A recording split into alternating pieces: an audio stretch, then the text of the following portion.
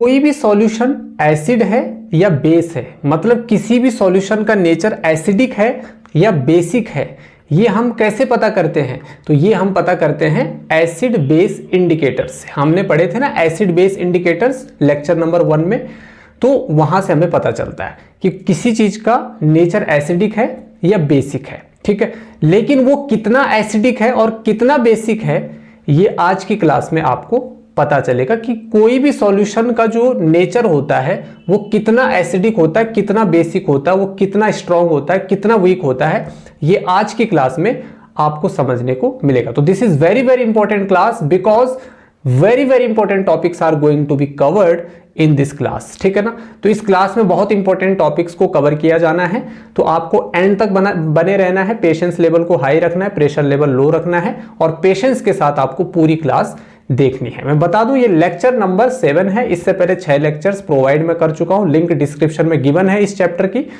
और इस चैप्टर का ये लेक्चर नंबर 7 है जो बहुत बहुत इंपॉर्टेंट होने वाला है। ठीक है, तो देखिए आज हम यहां से शुरू करते हैं कि हाउ स्ट्रॉन्ग आर एसिड और बेस सॉल्यूशन, है ना। एसिड और बेस का जो सॉल्यूशन होता है वो कितना स्ट्रॉन्ग होता है, ये हम कैसे पता करेंगे?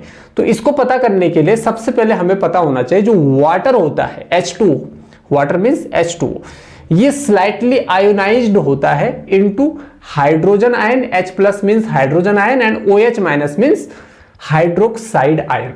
तो हाइड्रोजन आयन और हाइड्रोक्साइड आयन में जो आपका वाटर होता है वो स्लाइटली आयोनाइज होता है, बहुत कम मात्रा में इसमें हाइड्रोजन आयंस होते हैं और हाइड्रोक्साइड आयन होते हैं। लेकिन जो आपका प्योर वाटर होता है, in pure water concentration of hydrogen ions and hydroxide ions are equal.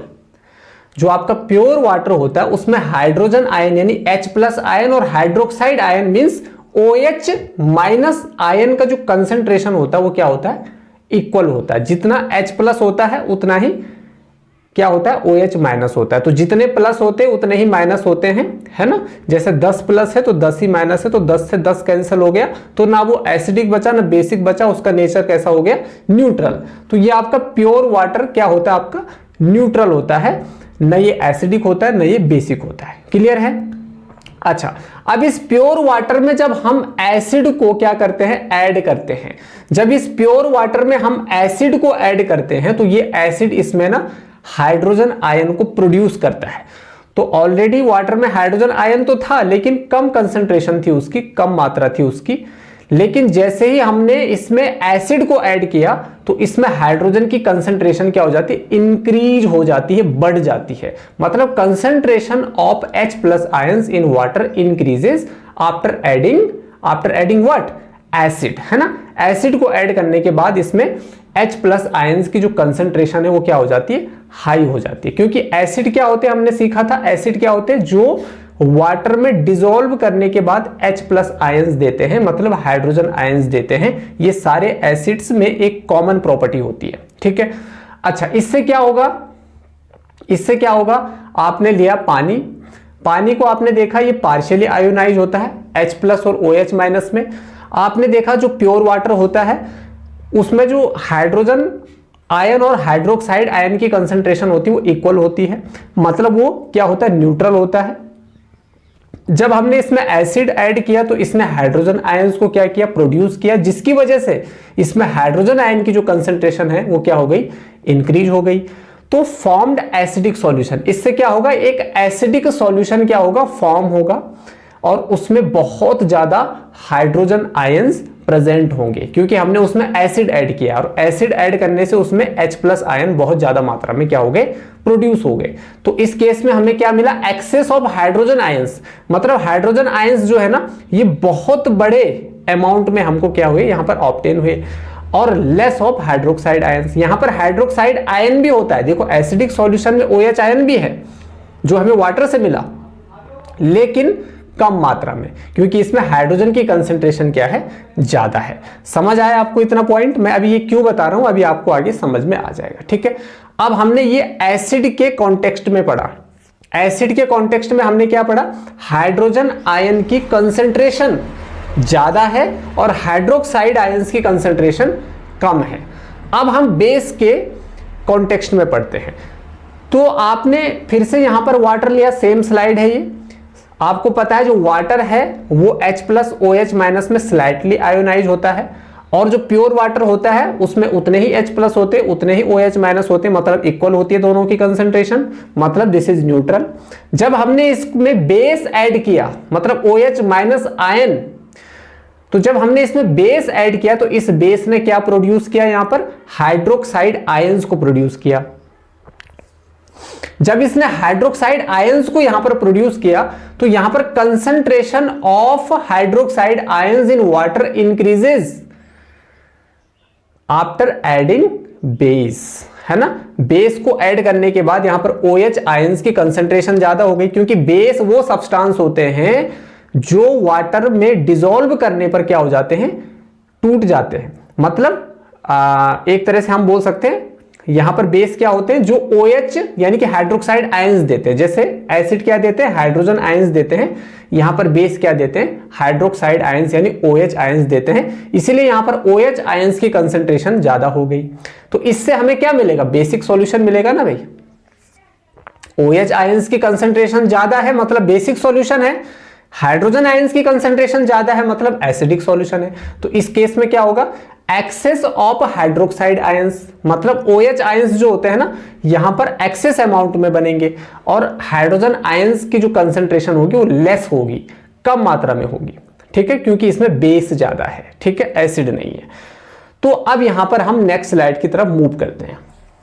अब यहां पर देखिए एक साइंटिस्ट मिले हमको 1909 में, जिनका नाम था सोरेनसन। इन्होंने एक स्केल को डिवाइस किया, है ना, एक स्केल को इन्होंने प्रिपेयर किया, बनाया, और इस स्केल का नाम है पीएच स्केल। क्या नाम है इसका, पीएच स्केल। यहां पर एक छोटा सा पॉइंट मैं आपको बता दूं, पॉइंट टू बी नोटेड, कि यहां पर जब आप पीएच लिखते हो ना बच्चों, तो पीएच में जो पी होता है स्मॉल लेटर में लिखना है आपको, और एच को आपको कैपिटल लेटर में लिखना है। इस बात को याद रखना जब आप पीएच को लिखोगे, है ना, लिखते टाइम पी को आपको स्मॉल लिखना है, एच को आपको कैपिटल लिखना है। क्लियर है इतना। चलिए, तो यहां पर जो सोरेनसन है इन्होंने एक स्केल को डिवाइस किया जिसका नाम रखा इन्होंने पीएच स्केल। यहां पर पी का मतलब क्या है, यहां पर पी का मतलब है पावर, और एच का मतलब है हाइड्रोजन। तो पीएच का फुल फॉर्म होता है पावर ऑफ हाइड्रोजन या पोटेंशियल ऑफ हाइड्रोजन। मतलब यहां पर किसी सॉल्यूशन में हाइड्रोजन की कितनी पावर है, मतलब हाइड्रोजन उसमें कितनी मात्रा में है, मतलब हाइड्रोजन की कंसंट्रेशन उसमें कितनी है। अगर हाइड्रोजन की कंसंट्रेशन वहां पर ज्यादा होगी तो पीएच कम होगा, और हाइड्रोजन की कंसंट्रेशन कम होगी तो पीएच क्या होगा। भाई एक चीज समझिए आप, अभी पीएच स्केल में आपको समझ में आ जाएगा। अगर यहां पर ये जो पीएच स्केल है ये हाइड्रोजन कंसंट्रेशन पर डिपेंड करता है, ठीक है ना। अगर हाइड्रोजन की कंसंट्रेशन, है ना, हाई कंसंट्रेशन ऑफ हाइड्रोजन, अगर हाइड्रोजन की कंसंट्रेशन ज्यादा होगी तो पीएच क्या होगा, कम होगा। और अगर हाइड्रोजन की कंसंट्रेशन कम होगी तो पीएच क्या होगा, ज्यादा होगा। तो कम हाइड्रोजन है तो पीएच ज्यादा होगा, ज्यादा हाइड्रोजन है तो पीएच कम होगा। पीएच कम होने का मतलब एसिडिक नेचर, पीएच ज्यादा होने का मतलब बेसिक नेचर। अब यहां पर समझिए, ठीक है, यहां पर आप कितना समझे मुझे नहीं पता, अब यहां पर आप अच्छे से समझ जाओगे। PH scale on which the strength of acid solution as well as basic solution could be represented. ये जो पीएच स्केल है ना, इस पर हम क्या रिप्रेजेंट करते हैं, एसिड और बेसिक सॉल्यूशन का जो स्ट्रेंथ होती है उसको हम रिप्रेजेंट करते हैं किस पर, पीएच स्केल पर। एसिड और बेस की, मतलब एसिडिक और बेसिक सॉल्यूशन की जो स्ट्रेंथ होती है वो कहां पर रिप्रेजेंट की जाती है, पीएच स्केल पर रिप्रेजेंट की जाती है, by making use of hydrogen ion concentration in them, है ना। वहां पर हम हाइड्रोजन आयन की कंसंट्रेशन को लेंगे, हाइड्रोजन आयन यहां पर हम क्राइटेरिया लेंगे, है ना, हाइड्रोक्साइड आयंस को नहीं लेंगे, किसको लेंगे, हाइड्रोजन आयंस को लेंगे, ठीक है ना। तो the pH of solution is inversely proportional to the concentration of hydrogen ions in it। जो pH of solution होता है, किसी भी सॉल्यूशन का जो pH होता है ना, वो इनवर्सली प्रोपोर्शनल होता है किसके, कंसंट्रेशन ऑफ हाइड्रोजन आयंस के। तो सॉल्यूशन का pH किसका इनवर्सली प्रोपोर्शनल होता है, उसमें उपस्थित जो हाइड्रोजन आयंस की कंसंट्रेशन है उसकी। इसका इनवर्सली प्रोपोर्शनल का मतलब होता है ठीक उल्टा। ठीक उल्टा मतलब अगर high concentration of hydrogen ion है, हाइड्रोजन आयन की कंसंट्रेशन हाई है तो पीएच क्या होगा, लो होगा। पीएच क्या होगा, लो होगा। अगर हाइड्रोजन आयंस की कंसंट्रेशन लो होगी तो पीएच क्या होगा, ज्यादा होगा। पीएच क्या होगा, ज्यादा होगा। इसको बोलते हैं इनवर्सली प्रोपोर्शनल। वही यहां पर लिखा हुआ है, high concentration of hydrogen ions, इसका मतलब हो गया लो पीएच वैल्यू, और low concentration of hydrogen ions इसका मतलब हो गया हाई पीएच वैल्यू। तो लो पीएच वैल्यू कब होगी और हाई पीएच वैल्यू कब होगी, इसको आप समझ गए। I hope you are getting this point. एक बार मैं फिर बता देता हूं, अगर हाइड्रोजन आयंस की कंसंट्रेशन ज्यादा है तो इसका मतलब है उसका पीएच कम है। मतलब पीएच जितना ज्यादा होगा वो उतना ज्यादा एसिडिक होगा। लो कंसंट्रेशन ऑफ हाइड्रोजन मतलब हो गया पीएच क्या है, हाई है, ज्यादा है। इनवर्सली प्रोपोर्शनल इसी को बोला जाता है, ठीक है ना। इसका मतलब पीएच जितना ज्यादा होगा नेचर बेसिक होता जाएगा, मतलब वो उतना ज्यादा बेसिक होगा, है ना। इस तरीके से आपको समझना है। तो अभी मैं आपको आगे पीएच स्केल में इसको अच्छे से समझा दूंगा, ठीक है। अच्छा, अब आगे बढ़ते हैं। अब पीएच स्केल क्या होता है, सोरेनसन के द्वारा बनाई गई पीएच स्केल बोलते क्या है, तो the strength of N acid और base is measured on a scale of numbers called the pH scale, है ना। एसिड और बेस की जो स्ट्रेंथ है ना, एसिड और बेस की जो स्ट्रेंथ है उसको मेजर किया जाता है एक स्केल पर, है ना। स्केल होती है ना, उस पर मेजर किया जाता है, एक नंबर की स्केल होती है, और इस नंबर की स्केल को हम बोलते हैं पीएच स्केल। क्या बोलते हैं, pH scale, power of hydrogen. तो देखिए, the pH scale has values from 0 to 14। PH scale जो होती है ना, इस पर 0 से लेकर और 14 तक की वैल्यूज लिखी होती है। और यहां पर एक important point to be noted is pH is a pure number, it has no units. PH एक प्योर नंबर है, इसकी कोई यूनिट नहीं होती है। आप ये नहीं बोल सकते हो कि 4 सेंटीमीटर पीएच है या 1 मीटर पीएच है, इस पर कोई यूनिट नहीं होती है। मैं यही बोलूंगा पीएच कितना है, 4, इसके साथ कोई यूनिट नहीं, 4 मतलब 4, प्योर नंबर है। तो pH is a pure number, it has no unit, it doesn't have any unit. Okay, तो यहां पर देखिए जरा, मैं इसको थोड़ा जूम कर दूं ताकि आपको देखने में दिक्कत ना हो। ये देखिए, ये एक pH स्केल है। आगे मैं और क्लियर डायग्राम आपको शो करवा दूंगा। इस pH स्केल में आप ध्यान से देखिए, 0 से लेकर और 14 तक के नंबर लिखे हुए हैं। 7 से जब हम इधर की तरफ जा रहे हैं तो नेचर एसिडिक होता जा रहा है, और 7 से जब हम इधर की तरफ जा रहे हैं तो नेचर आपका बेसिक होता जा रहा है। एल्केलाइन, एल्केलाइन मतलब बेसिक, है ना। तो यहां पर देखिए, और अगर 7 पर है तो मतलब ना वो एसिडिक है और ना बेसिक है, मतलब वो न्यूट्रल है। तो पीएच अगर 7 से कम है, पीएच अगर 7 से कम है पीएच की वैल्यू, तो मतलब वो एसिडिक है। 7 से ज्यादा है तो मतलब वो बेसिक है, ठीक है। 7 का जो नंबर है, 7 पर है मतलब वो न्यूट्रल है, ना वो एसिडिक है ना बेसिक है। जैसा आप मैथमेटिक्स में नंबर लाइन पढ़ते हो ना, प्लस माइनस वाली, ठीक है। यहां पर एक नंबर लाइन है, बीच में नंबर रखा है हमने 7, ठीक है। अब ये 7 नंबर क्या है, न्यूट्रल, मतलब ना एसिडिक ना बेसिक। 7 से जब आप इधर की तरफ जाओगे, 7 से जब आप इधर की तरफ जाओगे तो नेचर आपका एसिडिक होगा। मतलब 7 से आप 6, 5, 4, 3, 6 पे आओगे तो एसिडिक होगा, 5 पे आएगा तो ये ज्यादा एसिडिक होगा, 4 पे ये और ज्यादा एसिडिक होगा, 3 पे ये और ज्यादा एसिडिक होगा, 2 पे ये और ज्यादा एसिडिक होगा, 1 पर ये और ज्यादा एसिडिक होगा, और 0 पे ये सबसे ज्यादा एक्सट्रीमली एसिडिक नेचर का होगा, ठीक है। तो पीएच जितना कम होता जाएगा एसिडिक नेचर उतना ज्यादा बढ़ता जाएगा, है ना। और एल्केलाइन की बात करते हैं, मतलब बेसिक, तो अगर 7 पर है तो भाई न्यूट्रल है, 8 पर है तो थोड़ा कम बेसिक है, 9 पर है तो थोड़ा ज्यादा बेसिक है, 10 पर और ज्यादा बेसिक, 11 पर और ज्यादा बेसिक, 12 पे और ज्यादा बेसिक, 13 पे और ज्यादा बेसिक, और 14 पे तो एक्सट्रीमली बेसिक नेचर ही शो करेगा। समझ आया, ये है पीएच स्केल, समझ आया। अभी और ज्यादा समझेंगे इसके बारे में, टेंशन मत लो, ये तो कुछ भी नहीं है। आप देखो जरा, यहां पर एक पीएच स्केल, ये हमने अपने हाथ के द्वारा बनाई गई है ये, ठीक है। तो इसको देखो जरा, पीएच स्केल, यहां पर जरा ध्यान से देखना आप, इसको क्या लिखा हुआ है। यहां पर सबसे ऊपर क्या लिखा हुआ है मैंने, न्यूट्रल। न्यूट्रल मतलब ये 7 का नंबर आप देख रहे हो ना, ये 7 का नंबर मतलब 7 पे ये न्यूट्रल है, ना एसिडिक है ना बेसिक है। These pH values are for acids. 7 से जो इधर वाली पीएच वैल्यूज है ना, 7 से कम जब हम जा रहे हैं, 7 से नीचे जब आप 6, 5, 4, 3, 2, 1, 0, तो ये वैल्यूज कौन सी है? एसिड वाली वैल्यूज है। और 8 से लेकर और 14 तक की जो वैल्यूज है ये बेस के लिए बेसिक है ना। अच्छा, 8, 9 और 10 आप देख रहे हो वीक एल्केलाई, मतलब वीक बेस है। जैसे जैसे ऊपर बढ़ता जा रहा है स्ट्रॉन्ग बेस है ना, बहुत ज्यादा बेसिक हो जाते हैं, है ना। स्ट्रॉन्ग मतलब बहुत ज्यादा बेसिक, स्ट्रॉन्ग एसिड मतलब बहुत ज्यादा एसिडिक, वीक एसिड मतलब थोड़ा कम एसिडिक, वीक, ठीक है। तो 6, 5, 4 तक आपकी वीक एसिड है, 3, 2, 1, 0 में आपकी स्ट्रॉन्ग एसिड है। समझ आया? तो एसिड के केस में वैल्यूज जितनी कम होती जाएगी, 6, 5, 4, 3, 2, 1, एसिडिक नेचर उतना ज्यादा बढ़ता जाएगा।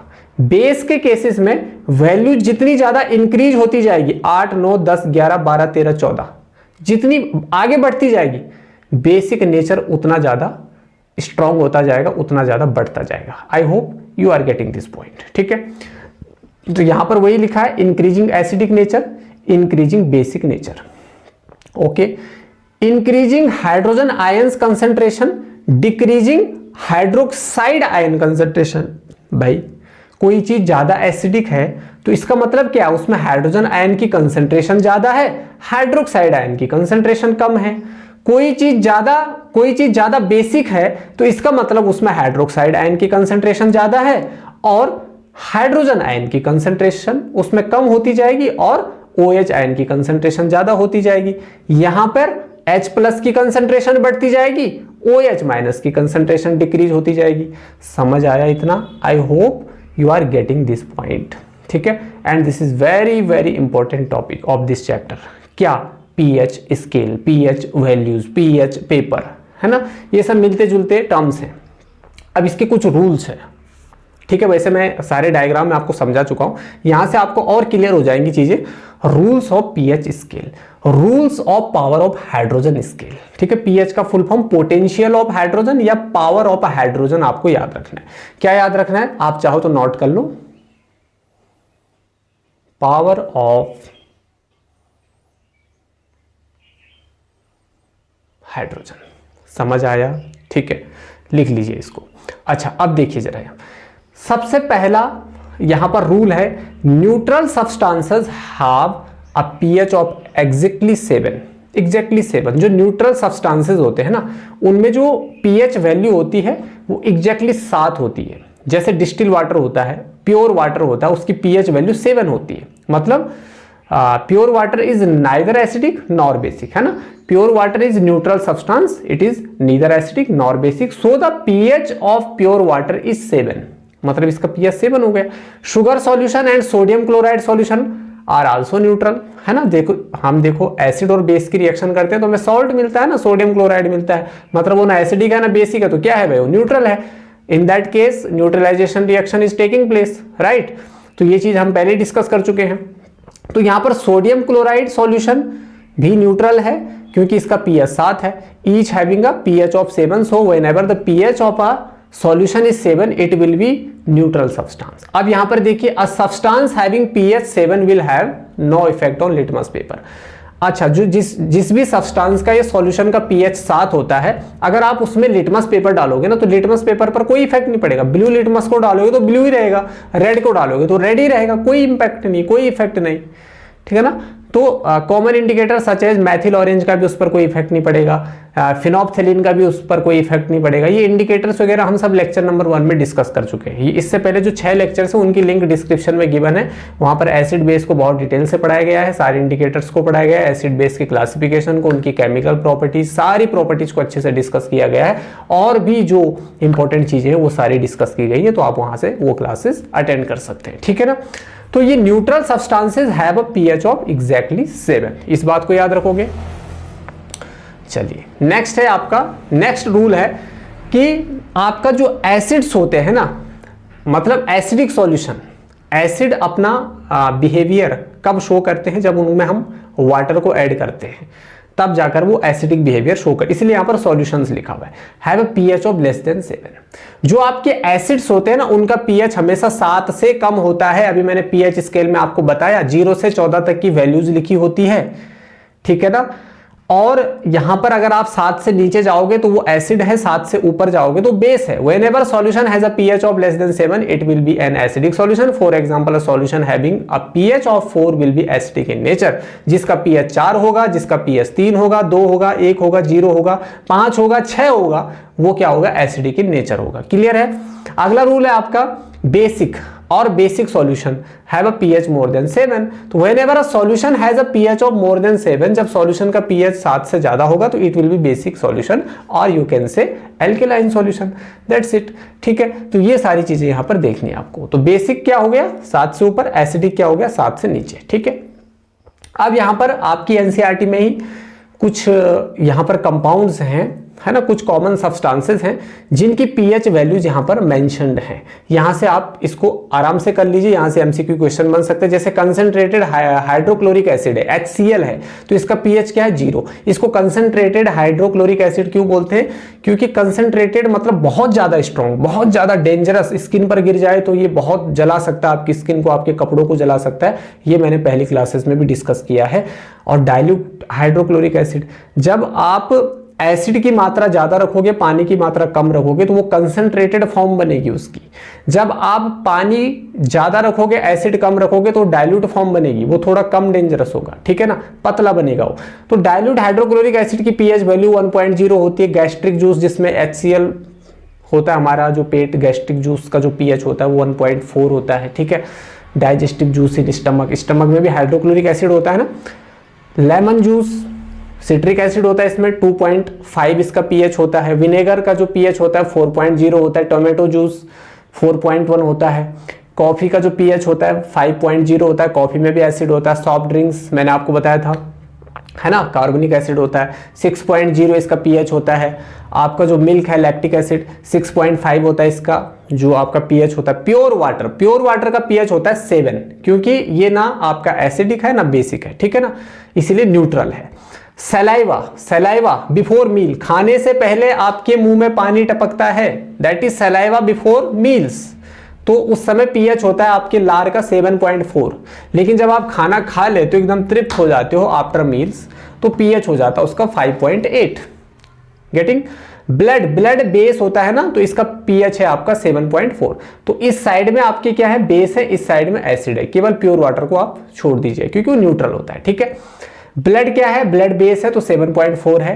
एग क्या है, एग में क्या होता है, एग की जो आउटर लेयर होती है कैल्शियम कार्बोनेट की बनी होती है, वो जो व्हाइट कलर की जो लेयर होती है कठोर, है ना, उसका जो पीएच होता है 7.8 होता है। उसके अंदर जो योक होता है उसमें एसिड भी होता है थोड़ा बहुत। ठीक है, टूथपेस्ट, अभी टूथपेस्ट के बारे में आगे बताऊंगा, पीएच 8.0 बेस होता है। ठीक है, baking soda 8.5, washing soda 9.0, milk of magnesia आ रहा है याद कुछ, मैग्नीशियम हाइड्रोक्साइड, इसका जो पीएच होता है वो कितना होता है 10.5। हाउस होल्ड अमोनिया, मतलब जो आपकी टाइल्स वगैरह साफ करने में इसको आप यूज करते हो, है ना, फर्श वगैरह साफ करने में, ठीक है, तो इसका पीएच होता है 11.6। डाइल्यूट सोडियम हाइड्रोक्साइड 13.0 और कंसंट्रेटेड सोडियम हाइड्रोक्साइड इसका जो पीएच होता है 14 होता है, मतलब एक्सट्रीमली बेसिक होता है। ठीक है, और concentrated hydrochloric acid extremely acidic होता है क्योंकि पीएच इसका 0 है। क्लियर है इतना। तो ये कुछ कॉमन सब्सटेंसेस थे जिनकी हमने पीएच वैल्यू डिस्कस करी। क्लियर है। अच्छा, अब यहां पर मैंने लेक्चर जब शुरू किया था तो उस समय मैंने आपको एक चीज बताई थी बच्चों कि जो आपका एसिडिक सॉल्यूशन है, जो आपका बेसिक सॉल्यूशन है, आपको तो ये पता है ये एसिड है, आपको पता है विनेगर एक एसिड है, और आपको यह भी पता है हाइड्रोक्लोरिक एसिड HCl भी एक एसिड है। कैसे पता चला आपको, एसिड बेस इंडिकेटर से पता चला, है ना। तो यहां पर ये तो आपको पता है दोनों एसिड है, लेकिन आपको ये कैसे पता चला कि जो विनेगर है वो वीक एसिड है और जो हाइड्रोक्लोरिक एसिड है HCl है वो स्ट्रॉन्ग एसिड है, नाइट्रिक एसिड स्ट्रॉन्ग एसिड है। How do you know that nitric acid is strong acid, sulphuric acid is strong acid, कैसे पता चला आपको? Citric acid is weak acid, vinegar acid is weak acid. ये आपको कैसे पता चलेगा कि कौन सा वीक है कौन सा स्ट्रॉन्ग है? उनकी स्ट्रेंथ आपको कैसे पता चलेगी? है ना। तो एसिड बेस इंडिकेटर तो हमको इतना ही बता रहे हैं ना कि कोई चीज एसिडिक है या बेसिक है, वो हमें ये नहीं बता रही कि कितना एसिडिक है और कितना बेसिक है। ये हमको बताता है यूनिवर्सल इंडिकेटर। कौन सा बताता है? यूनिवर्सल इंडिकेटर, जो स्कूल के लेबोरेटरी में भी यूज किया जाता है। आई होप शायद आप इसको यूज करते होंगे और आपने देखा भी होगा, और नहीं देखा है तो अब आप देखोगे, ठीक है। तो the pH of solution can be measured by using a universal indicator. Universal indicator क्या होता है? ये mixture of different kind of indicators होता है, जैसे थाइमोल ब्लू, फिनोप्थेलीन एटसेट्रा। ये अलग अलग तरह के जो इंडिकेटर्स होते हैं ना, उनका मिक्सचर होता है ये। कौन? यूनिवर्सल इंडिकेटर, जो अलग अलग पीएच वैल्यू पर अलग अलग कलर शो करता है। अलग अलग पीएच वैल्यू पर, जैसे 14, जैसे पीएच वैल्यू अगर 14 है तो आप देख रहे हो एकदम डार्क ब्लू कलर शो कर रहा है ना। 13 पे देख रहे हो थोड़ा हल्का सा ब्लू कलर शो कर रहा है। 0 पे देखो आप डार्क रेड कलर शो कर रहा है। 1 पर रेड कलर शो कर रहा है। 2, 3 पर थोड़ा आप देखिए तो थोड़ा लाइट कलर ये शो कर रहा है। तो अलग अलग पीएच वैल्यूज पर ये अलग अलग कलर्स क्या करता है? शो करता है। इसको हम यूनिवर्सल इंडिकेटर बोलते हैं, ठीक है ना। Which gives different colours at different pH values of entire pH scale, ठीक है ना। पूरी पीएच स्केल पर ये अलग अलग कलर शो कर रहा है। यहां पर आप एग्जांपल देख सकते हैं, ठीक है। ये एनसीईआरटी की बुक से मैंने डायग्राम लिया आप लोगों के लिए, ताकि आपके लिए समझना थोड़ी आसान हो जाए, ठीक है।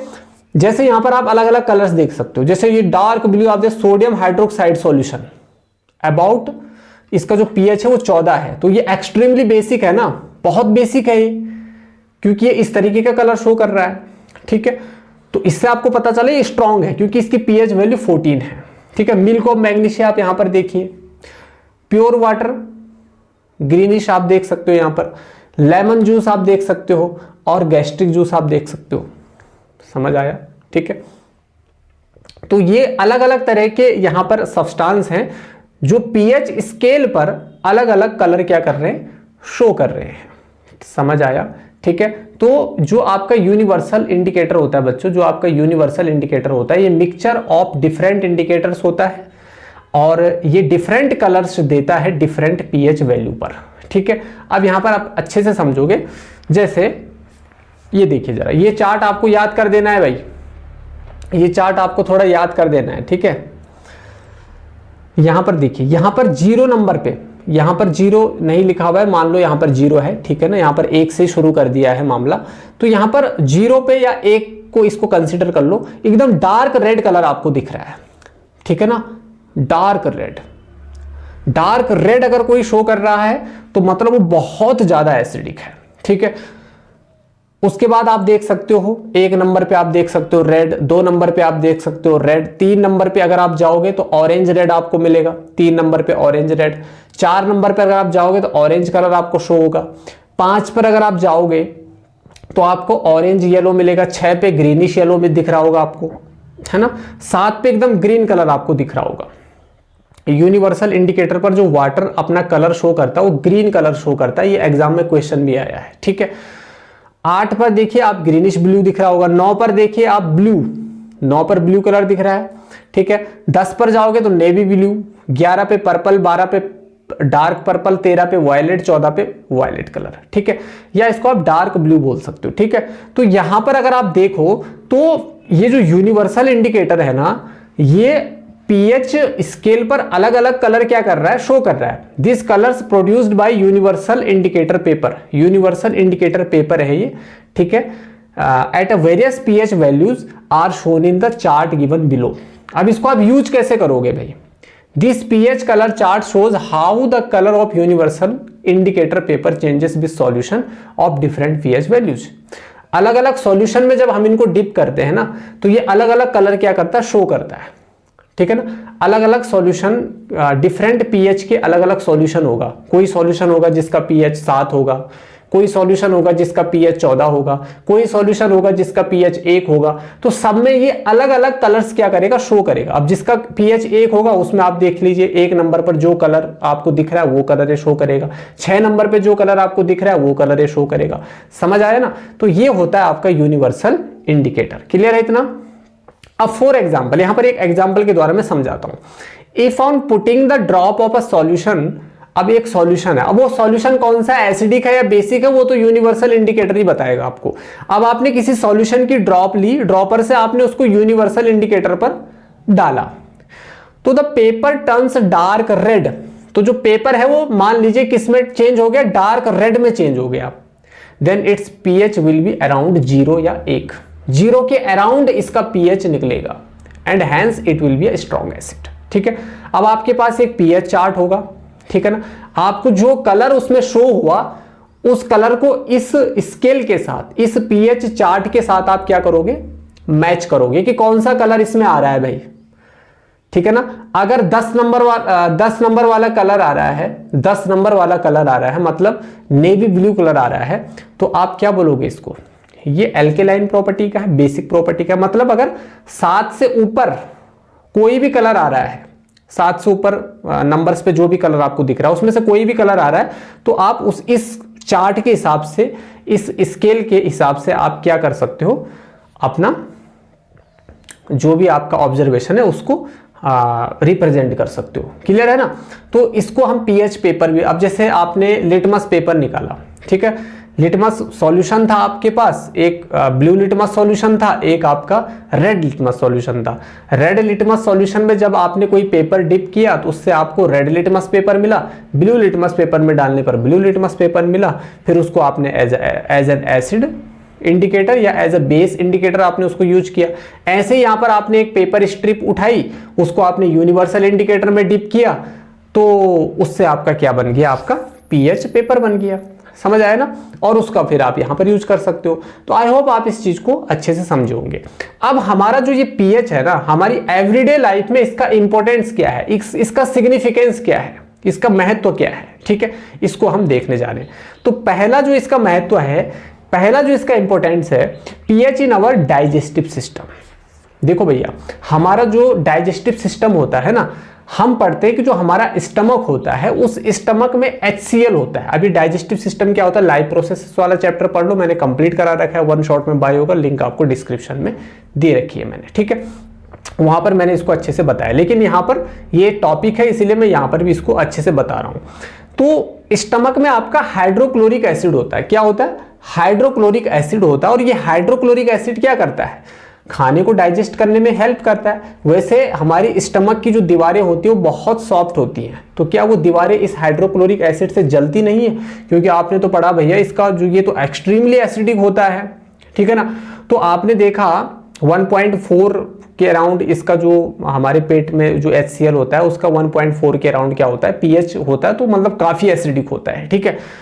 तो कैसे बचते हैं हम इससे में, तो हमारे पेट में एक पेप्सिन नाम का सब्सटेंस, म्यूकस नाम का सब्सटेंस जो है प्रोड्यूस होता है, उससे हम इससे क्या हो सकते हैं, बच सकते हैं, प्रोटेक्ट हो सकते हैं। खैर वो दूसरी तरफ वाली बातें, बायो वाली बातें वहां पर समझ लेना।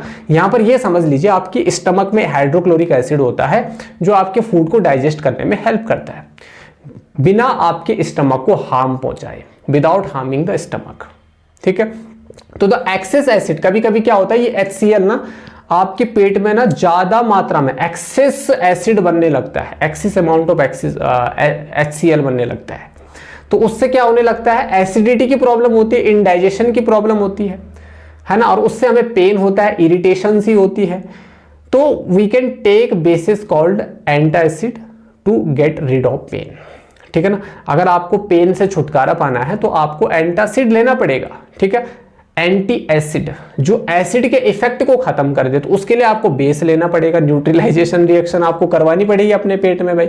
तो एसिड अंदर ऑलरेडी है, ऊपर से आपने बेस डाल दिया। तो जैसे यहाँ पर दो कॉमन एंटासिड है आपके पास, मैग्नीशियम हाइड्रोक्साइड यानी मिल्क ऑफ मैग्नीशिया, और आपका सोडियम हाइड्रोजन कार्बोनेट यानी कि बेकिंग सोडा। इनमें से किसी चीज को भी अगर आप लेते हो तो ये अंदर आपकी HCl से जो एक्सेस HCl बनता है उसके साथ रिएक्ट करता है और न्यूट्रलाइज कर देता है अंदर पूरा, ठीक है ना, मतलब आपको रिलीफ मिल जाता है। तो पीएच का ये इंपॉर्टेंस है, ठीक है, यहां पर आपके डाइजेस्टिव सिस्टम में, ठीक है। अब pH change as the cause of tooth decay.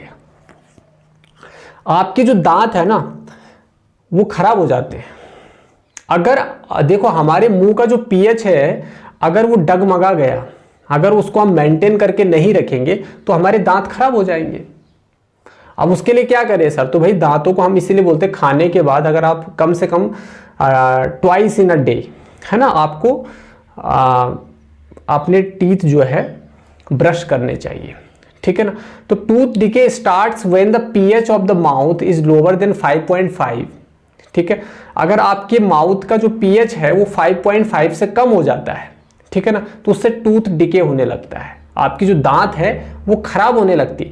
जो दांत का जो ये व्हाइट वाला पार्ट है ना, सफेद वाला भाग है बाहर, जो आउटर कवरिंग है आपके टीथ की, उसको हम क्या बोलते हैं? इनेमल बोलते हैं। जो किसकी बनी होती है? Calcium hydroxyapatite. और ये कैल्शियम हाइड्रोक्सी एपेटाइट एक क्रिस्टेलाइन फॉर्म होती है कैल्शियम फॉस्फेट की। तो इनडायरेक्टली अगर मैं बोलूं तो डायरेक्टली अगर मैं बोलूं तो कैल्शियम फॉस्फेट की बनी होती है आपकी इनेमल, दांत की जो व्हाइट कवरिंग होती है। और ये आपकी बॉडी का सबसे हार्डेस्ट सब्सटेंस होता है। आपकी बॉडी का सबसे हार्डेस्ट सब्सटेंस कौन सा होता है? इनेमल। आपका दांत का जो इनेमल होता है, बाहर जो आउटर कवरिंग होती है दांत की, जो सफेद रंग का पार्ट होता है, ठीक है ना। और ये इनसॉल्युबल होता है वाटर में। ऑब्वियसली यार, आप दिन में इतनी बार पानी पीते हो तो इसका मतलब ये थोड़ी दांत गलने लगते हैं, ऐसा थोड़ी कि सॉल्युबल हो जाता है ना। तो इनसॉल्युबल ही रहेगा obviously. It does not dissolve in water but it is corroded when the pH in the mouth is below 5.5। लेकिन ये कोरेडेड होने लगता है, ये खराब होने लगता है अगर माउथ का पीएच 5.5 से कम हो गया, है ना, अनबैलेंस हो गया, तो फिर दांत आपका कोरोड होने लगता है।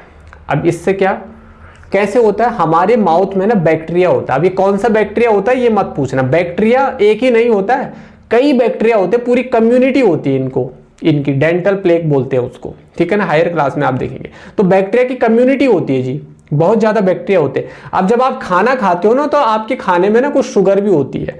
जब आप खाना खा लेते हो तो उसके बाद जो लेफ्ट ओवर शुगर होती है, जो बची हुई शुगर होती है आपके, या जो आपके कुछ खाने के कुछ छोटे छोटे पार्टिकल्स आपके मुंह में रह जाते हैं, दांतों के बीच में फंस जाते हैं, तो ये बैक्टीरिया क्या करता है? उनको ब्रेक डाउन करने लगता है, उस शुगर को ब्रेक डाउन करेगा।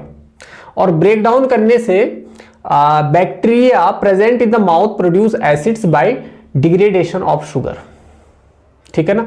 यहां पर क्या करेगा? ये शुगर के डिग्रेडेशन से एसिड को प्रोड्यूस करेगा and food particles remaining in the mouth after eating, है ना, खाने के बाद जो रिमेनिंग फूड पार्टिकल्स रह जाते हैं ना, उनके साथ ही क्या करता है? रिएक्ट करता है। तो द बेस्ट वे टू, और इससे हमारे दांत क्या होने लगते हैं? खराब होने लगते हैं, ठीक है ना, खराब होने लगते हैं। इसलिए खाने के तुरंत बाद हमको टूथपेस्ट करना चाहिए। अब टूथपेस्ट करने का क्या राज है? हम जब ये बैक्टीरिया क्या करता है? एसिड बहुत ज्यादा प्रोड्यूस कर लेता है। अब टूथपेस्ट क्या होता है? बेस होता है, बेस। तो जब हम टूथपेस्ट करते हैं तो ये बेस अंदर बन रहे एसिड के साथ रिएक्ट करने लगता है, और जब ये रिएक्ट करेगा तो ये उसको न्यूट्रलाइज कर देगा। क्या कर लेगा? न्यूट्रलाइज कर देगा और आपके दांत साफ हो जाएंगे। लेकिन अगर आपने लॉन्ग टाइम तक अपने दांतों की केयर नहीं करी तो ये धीरे धीरे धीरे धीरे आपका जो टूथ है वो एकदम गायब हो सकता है, खत्म हो सकता है। तो using toothpaste which are generally basic for cleaning the teeth can neutralise the excess acid and prevent tooth decay. जो एक्सेस एसिड होता है उसको ये क्या कर लेता है? न्यूट्रलाइज कर देता है, because this is basic in nature, और हमको ये प्रिवेंशन प्रोवाइड कर देता है, ठीक है ना। तो ये इसका पूरा मतलब है। तो एनसीईआरटी की लाइंस थी भैया, बेसिकली इसको देख लेना, ठीक है। अच्छा, अब plants and animals are sensitive to pH changes. Plants और एनिमल जो होते हैं ना पीएच के प्रति बहुत सेंसिटिव होते हैं, बहुत सेंसिटिव होते हैं। Plants and animals are pH sensitive. The growth of plants is dependent on the nature of the soil. Soil का जो नेचर है उस नेचर पर प्लांट की ग्रोथ क्या करती है? डिपेंड करती है। मिट्टी कैसी है, क्योंकि मिट्टी में ही प्लांट क्या करेगा? ग्रो करेगा। तो अगर मिट्टी का पीएच 7 से ज्यादा हो जाएगा, एल्केलाइन हो जाएगा, 7 से ज्यादा मतलब एल्केलाइन बेसिक, तो जो प्लांट्स है वो ग्रो नहीं कर पाएगा, या ग्रो करेगा भी तो बहुत बेडली ग्रो करेगा, ठीक है ना, बहुत बेडली ग्रो करेगा। तो इसको मेंटेन करना बहुत जरूरी है। इसका पीएच ज्यादा नहीं होना चाहिए, तो क्योंकि ये पीएच के प्रति बहुत सेंसिटिव होते हैं। When it comes to animals the pH level in their stomach needs to be maintain. हमारे स्टमक में जो पीएच लेवल होता है वो मेंटेन होना चाहिए। ये मैंने आपको पिछली स्लाइड्स में कवर कराया, ठीक है। अब यहाँ पर देखिए, यहाँ पर एनसीईआरटी में दोनों के लिए लिखा है, एनिमल और प्लांट्स के लिए आई होप आपको क्लियर दिख रहा होगा, एकदम स्कैन कर रखा है मैंने पेज आपके लिए। ये देखिए जरा, are plants and animals pH sensitive? बिल्कुल होते हैं, they are pH sensitive. Our body works within the pH range 7.0 to 7.8। 7.0 to 7.8 की रेंज होनी चाहिए, उसी रेंज में हमारी बॉडी वर्क कर सकती है। Living organisms can survive only in a narrow range of pH change, है ना, narrow range of pH change. When pH of rain water is less than 5.6, अगर रेन वाटर, बारिश के पानी का पीएच अगर 5.6 से कम हो जाता है ना, तो वो रेन फिर रेन नहीं रह जाती, that is called acid rain. उसको क्या बोलते हैं हम? एसिड रेन बोलते हैं। और ये एसिड रेन जब नीचे हमारी अर्थ पर फॉल करती है तो ये रिवर में भी जाती होगी, ये हमारे रिवर्स का जो वाटर है उसको भी एसिडिक बना देती है, pH of the river water, या ये किसी लेक में भी जाती होगी, ठीक है ना। अब उसमें जो एक्वेटिक एनिमल्स होंगी, उन एक्वेटिक एनिमल्स की लाइफ क्या हो जाएगी? खतरे में आ जाएगी। क्या आ जाएगी? खतरे में आ जाएगी, और वो मर भी सकते हैं, ठीक है ना, इस एसिड रेन की वजह से, ठीक है। तो एनिमल्स भी जो है वो पीएच सेंसिटिव होते हैं, ये बात आपको नहीं भूलनी है, ठीक है। अब यहां पर चौथा है self defence bye animal and plants through chemical warfare. भैया रासायनिक युद्ध होगा यहां पर, केमिकल बैटल, केमिकल वारफेयर, ठीक है। अच्छा, कभी आपको मधुमक्खी ने काटा है? बिल्कुल काटा होगा। या चींटी ने कभी डंक दिया है आपको? जब चींटी आपको डंक देती है ना, जब आप उसको छेड़ते होंगे तो वो आपको डंक देती होगी। वैसे कभी कभी चींटी गलती से एक्सीडेंटली आपके हाथ की स्किन पर चढ़ जाती है या पैर की स्किन पर चढ़ जाती है, तो वहां पर डंक मार देती है, वहां पर वो फॉर्मिक एसिड छोड़ देती है, ठीक है ना। तो इसी तरीके से हनी बी ने आपको कभी स्टिंग किया? अगर उसने कभी आपको डंक दिया होगा तो आपने देखा होगा बहुत इरिटेशन होती है ना, बहुत जलन होने लगती है, आंखों को खाती है ना, आंखों पे डंक मारती है तो आंखें सूज जाती है भैया, लाल पड़ जाती है एकदम, क्योंकि ये वहां पर एक फॉर्मिक एसिड छोड़ देती है, इंजेक्ट कर देती है, एक लिक्विड इंजेक्ट कर देती है आपकी स्किन के अंदर। उसकी वजह से आपको बहुत पेन होता है, बहुत ज्यादा इरिटेशन सी होती है, क्योंकि ये बहुत इरिटेटिंग एसिड होता है, ठीक है ना। तो भैया इसका क्यूर क्या है ना, इसका इलाज क्या है? तो आप वहां पर माइल्ड बेस यूज कर सकते हो, माइल्ड बेस को रब कर सकते हो, मतलब कोई बेकिंग सोडा लीजिए, बेकिंग सोडा का सॉल्यूशन लीजिए, अगर आप उसको वहां पर रब करोगे तो जो आपका जो स्टंग एरिया है, जहां पर मधुमक्खी ने स्टिंग किया, वो क्या हो जाएगा भैया? न्यूट्रलाइज हो जाएगा, क्योंकि उसने एसिड छोड़ा है, बाहर से आपने बेस लगा दिया, तो neutralisation reaction will take place, तो आपको रिलीफ मिलने लग जाएगा। इसी तरीके से कुछ प्लांट्स होते हैं, इनमें भी ना पेनफुल स्टिंग्स होते हैं भैया। फॉर एग्जांपल नेटल लीव्स जो होते हैं ना, बिच्छू घास होता है एक, है ना, इसमें स्टिंगिंग हेयर्स होते हैं।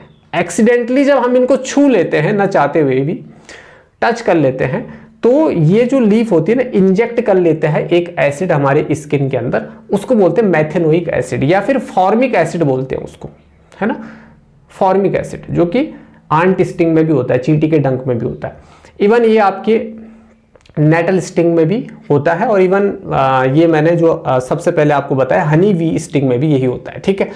तो ये क्या करता है फिर वहां पर? अब इसका इलाज क्या है? यहां पर भी आप बेकिंग सोडा रगड़िए, फिर बेकिंग सोडा रब करिए, एसिड के साथ रिएक्शन करेगा, neutralisation reaction will take place and you will get relief, ठीक है ना। उसके बाद आपको क्या मिल जाएगा? रिलीफ मिल जाएगा। तो यहां पर ये सारी चीजें आ जाती है, ठीक है। अब ये नेटल स्टिंग कैसी दिखती है भाई? ऐसी दिखती है, ये हमारे इसको कंडाली बोलते हैं, ठीक है। ये देखिए कितनी खतरनाक स्टिंगिंग लीफ है इसकी। अब अगर आप इनको छुओगे तो भैया इसका एक छोटा सा बारीक सा कांटा आपकी स्किन के अंदर जाएगा और आपको इरिटेट करेगा, वहां पर बिल्कुल बर्निंग पेन होता है, बर्निंग, ऐसा लगता है कुछ जल गया हाथ में, ठीक है ना। तो कुछ देर के लिए होता है, उसके बाद एकदम शांत हो जाता है, कोई दिक्कत नहीं, ठीक है। तो ये सारी चीजें होती है भैया यहाँ पे, ठीक है। तो ये है सेल्फ डिफेंस बाय एनिमल, है ना। एनिमल भी अपने को भाई सुरक्षा, तो अब आप मधुमक्खी को छेड़ोगे तो वो क्या करेगी? आपको डंकी तो मारेगी, है ना। इसीलिए थोड़ा सावधानी से इनके आसपास हमें रहना चाहिए, ताकि ये भी अपनी ज़िंदगी को जी सकें और हमें भी जीने दें और हम भी इनको जीने दें। अगर हम इनको जीने देंगे तो ऑब्वियसली हम भी अच्छे से जिएंगे, कोई दिक्कत नहीं है। तो बच्चों, आज की क्लास यहीं पर मैं एंड करता हूँ, फिनिश करता हूँ। और मिलते हैं हम एक नेक्स्ट क्लास में एक फ्रेश टॉपिक के साथ। सबसे लास्ट टॉपिक बचा है, बहुत लंबा चैप्टर है भाई ये। सबसे पहले हमने इंडिकेटर्स पढ़े, उनके अलग अलग एग्जांपल्स पढ़े, उनके फंक्शंस पढ़े, एसिड बेस क्लासिफिकेशन पढ़ा, उनकी प्रॉपर्टीज पढ़ी, एसिड की अलग क्लास दी, बेसिस की अलग क्लास दी, उनके यूजेस पढ़े, ठीक है। और अल्टीमेटली हम इस टॉपिक तक पहुंचे हैं, ठीक है। PH scale, pH value, pH paper, pH chart, है ना, और आपका ये सारे पीएच का क्या इंपॉर्टेंस है हमारी एवरीडे लाइफ में, ये सारी चीज़ें हमने आज जो है आज की क्लास में डिस्कस करी। और इससे पहले 6 लेक्चर्स में भी हमने बहुत इंफॉर्मेटिव क्लासेस प्रोवाइड की है इस चैप्टर की। उनकी लिंक डिस्क्रिप्शन में गिवन है, बायो की भी लिंक डिस्क्रिप्शन में गिवन है जो कंप्लीट हो चुकी है, वहाँ से आप देख सकते हैं। और अगर आपको क्लास अच्छी लगे तो इस क्लास को ज़्यादा से ज़्यादा शेयर करिए, क्योंकि शेयरिंग इज केयरिंग, ठीक है। तो इसी खूबसूरत कोट के साथ मैं आज की क्लास को खत्म करता हूं। मिलते हैं नेक्स्ट और फ्रेश क्लास में फ्रेश टॉपिक के साथ। तब तक के लिए आप हंसते रहिए, मुस्कुराते रहिए, पढ़ते भी रहिए और अपने इस चैनल को देखते भी रहिए, ताकि आपका नॉलेज दिन प्रतिदिन बढ़ता रहे। Thank you.